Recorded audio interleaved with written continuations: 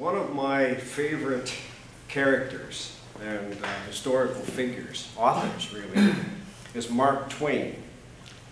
And Mark Twain said one time that it takes me about 2 weeks to prepare a good impromptu speech. And young Callie is 10 to 12 years old. And one of the things that she learns most from my new book called Callie Makes a Speech is the importance of preparation. Now Callie is, as I say, 10 to 11 years old, and she has just found out that she has to make a speech to her classmates, and she's terrified.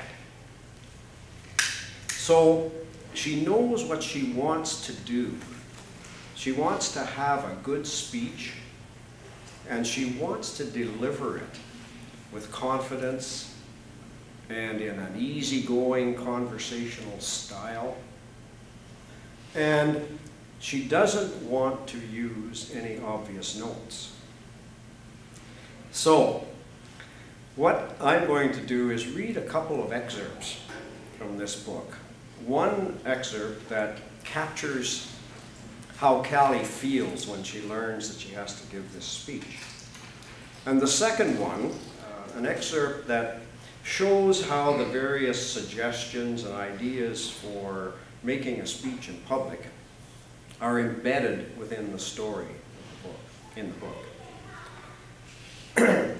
Callie likes doing new things. She learns so fast that her dad calls her capable Callie. But today she's sad. She has to do something else that's new. She has to make a speech at school and she doesn't know how. It's all she can think about, and she's terrified. She has always tried to keep up with her older sisters, Erin and Madison. I'll ask them for help. They know everything. But Erin says, I don't want to ever make another speech in my life. Now Callie feels alone and even worse. Finally, the day for Callie to give her speech arrives. I'm not hungry, Mom. You need to have at least some of your egg and toast, Mom insists. You can't do your best on an empty stomach. After breakfast, she does feel better. She decides to wear her favorite clothes. She'll feel more confident if she looks good. She talks to herself positively. I can do it. I know I can do it. She takes another look at her index card and pictures her classroom.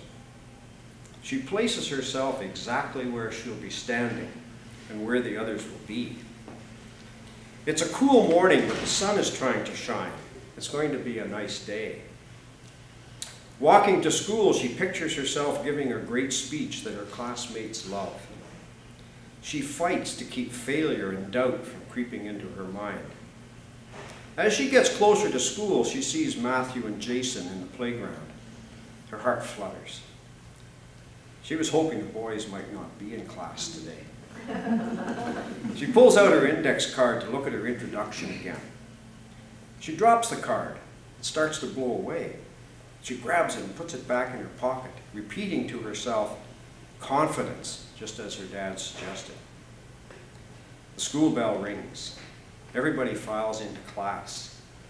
Olivia greets her, and one of her other friends smiles at her. Callie smiles back. Confidence, she says again, and relaxes a little. She takes another quick look at her index card. She wants to make sure she gets off to a good start.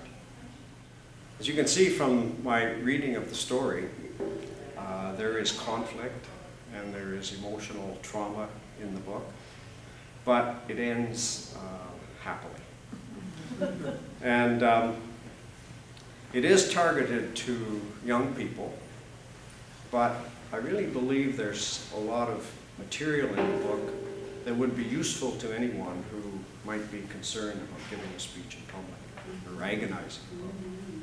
Thank you.